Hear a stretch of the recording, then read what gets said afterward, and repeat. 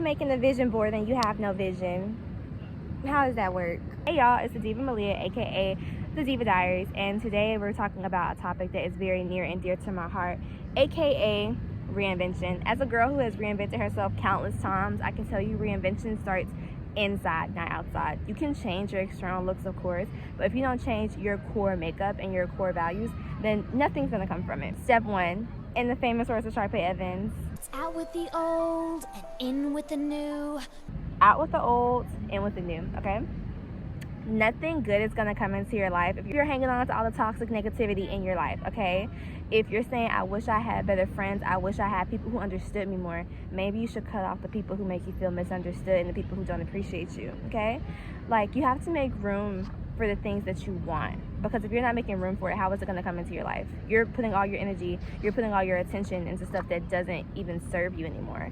And life is all about give and take. Everything is not meant to pour into you at all times, but if you feel like it's just an uneven balance, like nothing is helping you out in a relationship or in a situation, if you're at a job and you feel like, oh, no one's appreciating the value I bring to this job, maybe it's time to start getting some different streams of income so you can leave said job. If you're with a man and he doesn't take care of you, he doesn't appreciate you, for one, if you're watching this video because of a man, pause. There might not be anything I can do to help you, queen. I'm not gonna lie, I'm quick to cut a man off. Okay, bye, Ashley. Have a nice day. Bye, Ashley. So different video about that coming soon. But if you're with a man and he's not appreciating you, he doesn't value you, he's being abusive towards you, how are you supposed to get a man who does appreciate value and pour into your cup and make you feel comfortable when you're with one who hates you?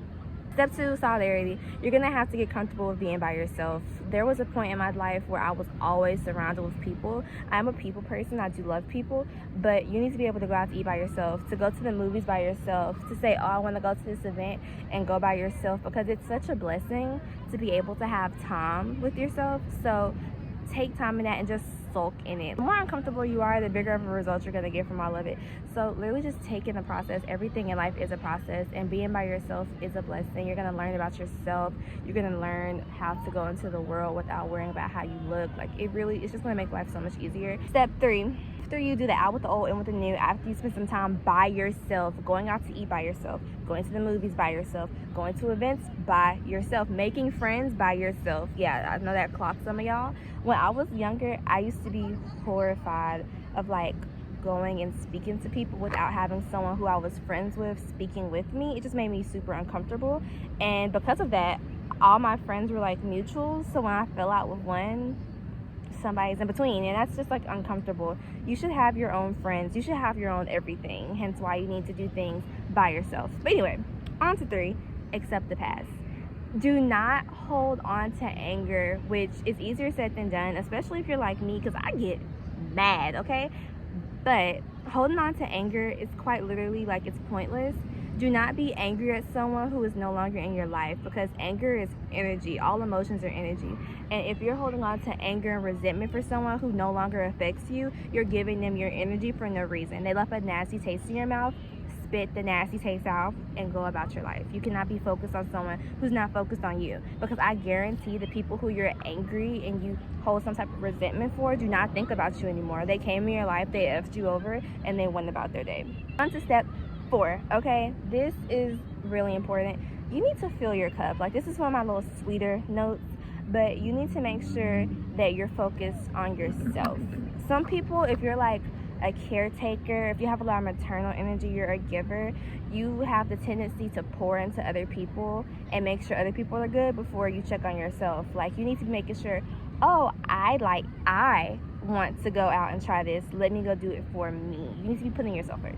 I want to try this outfit on, let me go put this outfit on. I want to go to this concert, let me take myself to this concert. I want to do this, so I'm going to do it. You need to be loving on yourself, because if you don't love yourself, no one will love you. And I think that's an issue a lot of women have. They kind of are waiting for this kind of hero to come in and save them from themselves, and you have to save yourself, because it's not fair. It's not fair for the men for you to be sitting angry, delusional, miserable, just hating life, and expecting one of them to come be your financial savior, your emotional savior, your physical savior. Like, you're not enough actual environment you want to be in. Maybe you want to move and you're waiting for a man to come make that happen for you. That's not fair to them. You need to be making this stuff happen for yourself. And obviously, if a man comes into your life, he should be bringing some type of value, but no one can bring more value to your life than you, okay? So you need to be loving on yourself. So when someone comes into your life and they treat you well, it'll be like, oh, this is nothing. I treat myself like this every day. This is not new to me. That's why you need to be going out to eat at nice restaurants by yourself. So when you go with someone, you're used to it, okay? Y'all, it's starting to get dark, so I'm gonna try like pep in my step, okay? Next, step 5, you need to consume. So I'm against like capitalism, I'm against consumerism, y'all, but you do need to be consuming media and art, okay? Which is what you're doing right now, so good job. You need to be reading books, you need to be going to the art museums, you need to be watching a bunch of movies, listening to a bunch of music, and not just in one genre. You need to be nuanced. I'm very against people learning about themselves from the people in their environment. There's nothing wrong with learning about yourselves from people who like, okay, if you want to learn like Taekwondo and you go learn from a Taekwondo master, that's good. That's learning from like someone who's mastered the topic. But you learning something from your homegirl, like, it gets played out, to say the least. It's very good to learn things from things that aren't people, from inanimate objects, from experiences, because the more you learn, first off, knowledge is power, but also the more you connect with things, the more you learn about yourself. And the more you know about yourself, the better you're going to connect with people. Because if you know yourself very well, when you go into relationships, you're not going to have the insecurity of like, I don't really know how I want to like connect with this person. I don't know how to connect with this person because I don't know how to connect with myself. So it's very good to like know your interests. Why is he way over there, y'all? Anyway, it's very good to know your interests and know what you're into and never be closed off to anything, especially for women of color. There's a tendency for us to try to get pigeonholed into like aesthetics, really women in general. There's a tendency for women to get pigeonholed into aesthetics, and I want you to fight that with like every power in your being, because it's not natural for people to stick to one thing. Like if you're a baddie who like sticks to one aesthetic, you wear one color every day, I mean, I have a strong respect for you, but I feel like most people, there's a lot more variety in how people express themselves, and you need to give yourself grace in doing that. Guys, this man is like anyways, step 6, get a freaking hobby, okay? Get a job. If you're anything like me, I'm what I call a narrative thinker. So like someone can look at me, and since I don't like confusion, I don't like uncertainty, which I'm working on, I try to fill the gaps, and I do, but I don't always fill them successfully. I make assumptions, I just perceive people, and then I think this is how this person is, and I just go with it. So that's why it's very good to have a hobby. Getting a hobby does not have to be Pilates, matcha, Target runs, chicken Alfredo music, okay? Like, getting a hobby, do something that's like special to you. Like, you can crochet, writing can be a hobby, and you can make money from your hobbies. Like, I know, like, in a different time, when I was like 13, 14, I used to write on Wattpad, and if you were successful at that, you can get paid, okay? Now listen, you can get paid doing a lot of strange stuff, but strange stuff is so cool. It's what makes you you, it makes you interesting. Take pride in the strange stuff that you do, okay? Step 7, which is really close to like the self-reinvention topic, there is the real and there is the ideal self, okay? This is actually like a couple psychology facts. So your real self is who you are in this moment and what you look like, how you live your day-to-day life, and your ideal self is who you, some people are delusional, it's who they think they are, but your ideal self is who you would like to be. So in order to reinvent yourself, you need to figure out how to close the gap in between that, which is not hard, by the way. So what does your ideal self eat?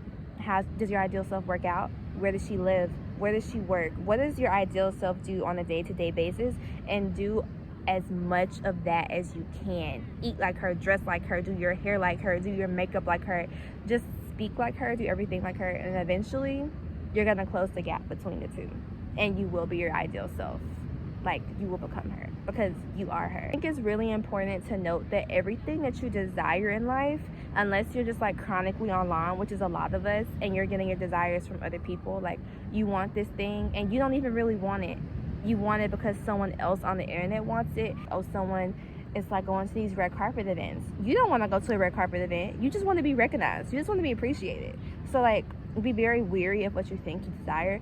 But if you desire something, you can have it. Like, if you can imagine yourself having something, you can bring it into fruition. And last but not least, this is very important, locus of control. This is an actual psychology topic.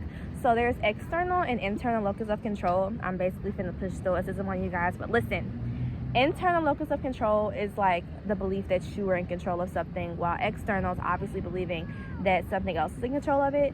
So external can be like this higher than thou power. Like, it can be God, it can be any type of faith or religion based thing or spirituality, but it also can be anything that is not you. Like, if you're taking the exam and your professor gives hard exams and you don't even study for the exam because you think, oh, I'm gonna fail, you're giving your professor locus of control of the situation because you're not even attempting to get something done for yourself. So that's what locus of control is. It's basically believing what you have power in and what you don't have power in. But part of the human experience is being in complete control and also being vulnerable. And it's such a blessing to have control and to have none at all.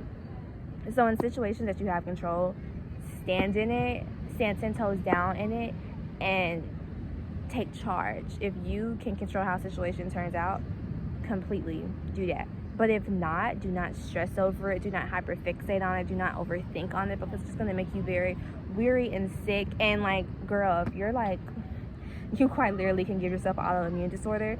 Women do that a lot. They stress over things that are not in their control, and it serves no one. It's not even serving you. If you're stressed over another person's situation, definitely not serving them. So I wouldn't recommend it. All in all, self-reinvention really just comes from being unsatisfied with where you are in life and being able to recognize it, which is very big, because some people never can say, I'm not happy with where I am, and then saying, okay, I'm not happy, what am I going to do about it, and taking action.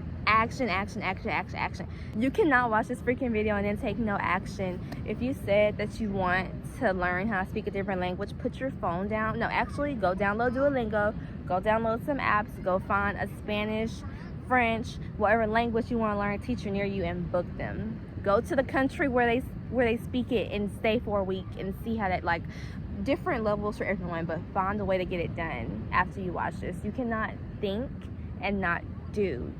I think a really big important thing to note in self-reinvention is that a lot of people who want to self-reinvent, myself included, are very vivid thinkers. I have a bunch of different worlds in my head that I live in all the time, but I have to remind myself to live in my body.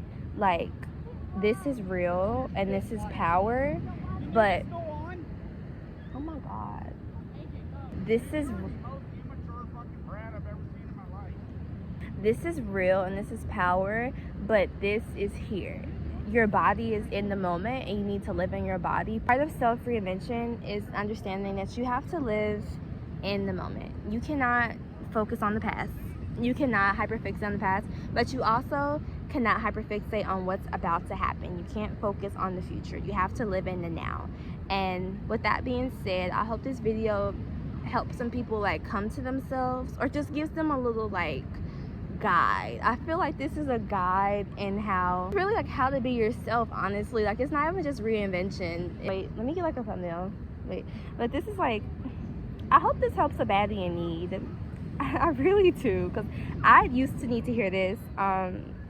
Yeah, last step, last important thing in reinvention. Earth has been going for years and years and years, thousands of years, millions of years. There is someone who has done what you want to do. I guarantee you. Whether it be a character on TV or a person in real life, learn from them. Do not be envious. Like, there's so much power in admiration. If someone has something that you want, do not envy them. Admire them. Be able to recognize, wow, this person is so good at this. I wonder how. And learn something from them. If you can speak to them, maybe ask them how they're so good at what they're doing. Find some characters to look at, because that helped me a lot. And with that being said, signing out, the Diva Diaries, and love you guys. Bye.